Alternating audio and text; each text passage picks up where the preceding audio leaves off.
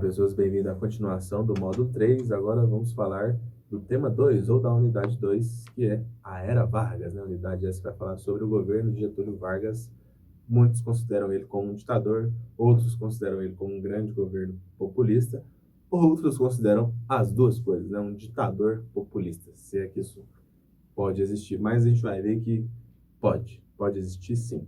Primeira coisa, pessoas, temos que recapitular que o governo de Getúlio Vargas iniciou seu processo de liderança política no Brasil a partir de um golpe de Estado, né? Ele foi um candidato derrotado, como a gente viu nas aulas anteriores, mas que assumiu o poder com a ajuda dos militares devido à insatisfação que havia com a política do então presidente Washington Luiz, né, na década de 1920. Primeira coisa que o Vargas faz ao assumir o poder, né, em 1930, e aqui a gente tem que delimitar o tempo histórico, né, para vocês se situarem, 1930, é aumentar o poder do governo federal em relação aos estados, né, em relação às províncias. Então, agora, as províncias, no caso os estados da federação, não mais poderiam escolher os seus representantes. Uma tentativa aí de acabar com a política do café com leite, desestimular ou desestruturar o poder dos cafeicultores, dos coronéis e dos grandes latifundiários Brasil afora.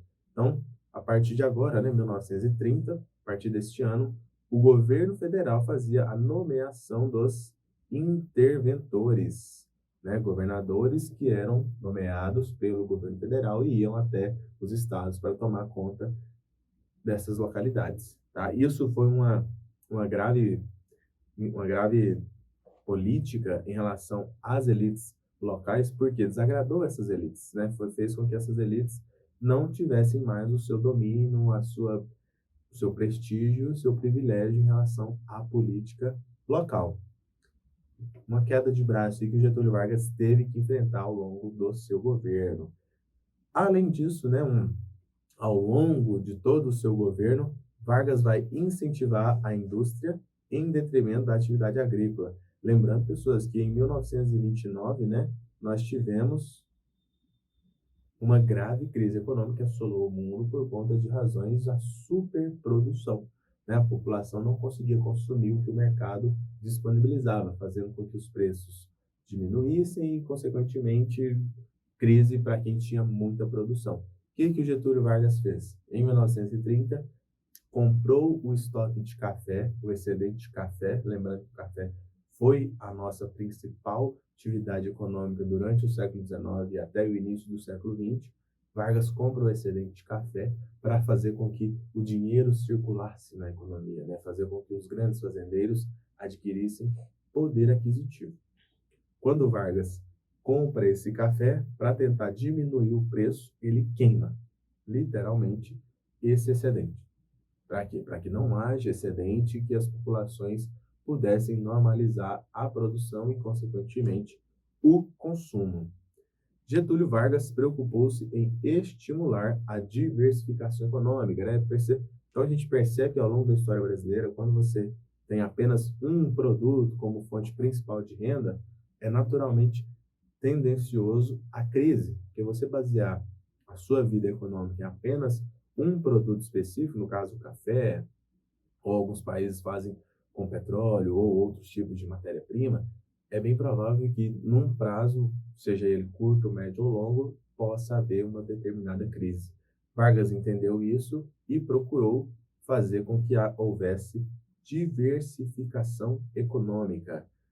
Algumas criações do Vargas: Ministério do Trabalho, Ministério do Comércio, Ministério da Indústria, que tinha como finalidade desenvolver essa indústria no país e criar uma legislação de proteção ao trabalhador. Lembrando, estamos em 1930 e não havia uma legislação específica para os trabalhadores, sejam eles urbanos, sejam eles rurais. Então, Vargas ele procurou chegar até a grande população, até os trabalhadores, criando aí o Ministério do Trabalho, que até então não existia, e, consequentemente, o Ministério do Comércio e Indústria, né, para tentar desenvolver a atividade industrial no país a partir de 1930. E aí eu chamo a atenção para essa frase. É um cara populista, mas autoritário. Governava com uma espécie de ajuda militar. Lembrando que foram os militares que colocaram Vargas no poder. Daí essa associação, né, essa proximidade de atender a população, mas usar a força militar se preciso fosse. Então, vamos ver aqui algumas frases. Nos primeiros anos do governo Vargas, foi criada a carteira profissional, a chamada carteira de trabalho, e foram tomadas medidas no sentido de regulamentar a jornada de trabalho. Então, Vargas, quando ele cria a carteira de trabalho e tenta regulamentar a jornada das profissões, ele começa a atender anseios populistas lá da década de 1910. Lembra lá com a Conferência do Operariado Brasileiro, a COB? Então, o Vargas começa a atender a algumas reivindicações desse pessoal.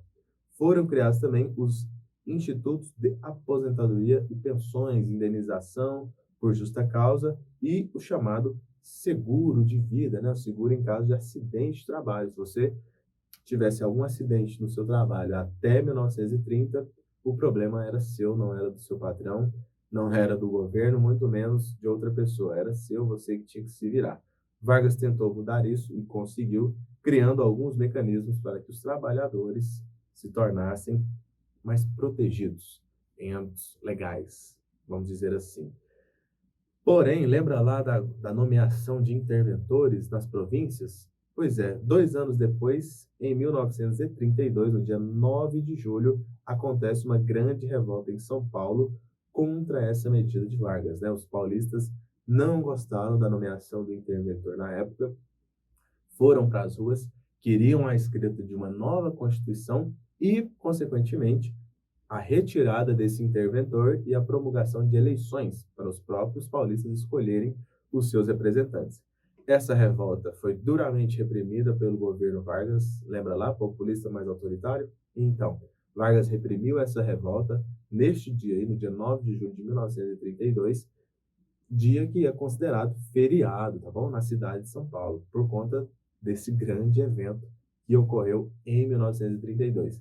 Foi uma revolta, não teve mudanças significativas naquele ano, em 1932, porém, os paulistas tiveram seus anseios atendidos, populista, mais autoritário.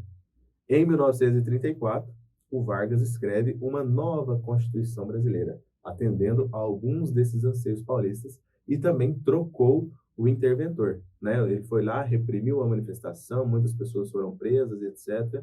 Mas o objetivo inicial, né, que foi o desgosto com a nomeação do interventor, foi atendido, né? Foi a troca desse interventor. Além disso, pessoas, durante o governo Vargas, foi criada a chamada Justiça Eleitoral para combater as fraudes das eleições e também a Justiça do Trabalho para rever essas questões de aposentadoria, acidente de trabalho, etc. Então, Vargas ele vai tentar dar uma cara democrática para o Brasil, evitar fraudes, evitar acidente de trabalho, evitar que as populações mais carentes fiquem desabastecidas, né, em relação às políticas públicas. Então, ele vai começar a olhar para a população carente em âmbito legal e social, além do que fazer com que as eleições deixassem de ser fraudulentas, né? Acabar com o voto de cabresto, acabar com o coronelismo, criando essa justiça, né, que existe até hoje. Então, durante o governo Vargas, pessoas, nós vamos ter aí, ó, a definição de um salário mínimo, o que é extremamente positivo para os trabalhadores, jornada de 8 horas de trabalho, direito a férias remuneradas, além de ficar proibido o trabalho para as crianças menores de 14 anos. Além disso, né, além dessas inovações, Vargas também deu o direito ao voto feminino, que já tinha sido estabelecido em 32 com a criação do Código Eleitoral, mas não estava na Constituição, não estava previsto em termos constitucionais. Só um adendo aqui, pessoas, o voto feminino foi liberado, mas tinha algumas restrições, tá? Mulheres casadas ou de alta renda, mulheres solteiras e ou divorciadas não poderiam votar, tá bom? Ah, professor, e aí? É um avanço, mas um avanço um pouco restrito que a longo prazo esse avanço, essa restrição no caso, acabaria, né? E o avanço seria para todas as mulheres, como temos hoje. Em 1937, um ano antes das eleições de 1938, o Vargas dá um golpe junto com os militares para continuar no poder. Por que ele deu esse golpe, professor? Foi divulgado para a imprensa brasileira o Plano Cohen. O Plano Cohen foi um documento forjado, hoje a gente sabe disso, pelos militares, alegando que poderia haver uma revolução comunista barra socialista no Brasil. O medo do comunismo parece que impera até hoje, né, nos governos mundiais, como se o comunismo fosse um monstro e etc. E por conta disso, né, para conter essa ameaça ao comunismo, Vargas suspendeu as eleições do ano seguinte, decretou o estado de sítio e governou a partir desses decretos, né, onde a palavra do presidente tem força maior. Esse período da história, de 1937 até o fim deste primeiro governo de Vargas, 1945, é chamado de Estado Novo. Durante esse Estado Novo, Vargas vai continuar governando com políticas autoritárias, mais populistas. E aí nós vamos ter, em 1943, a CLT, Consolidação das Leis do Trabalho, em 1943, tá bom? Mais um avanço aí para os trabalhadores, mesmo que de forma um pouco restritiva. Alguns dados, né? Alguns eventos durante alguns anos do Estado Novo. Em 1942, o Brasil entra na Segunda Guerra Mundial ao lado dos Estados Unidos. Por quê?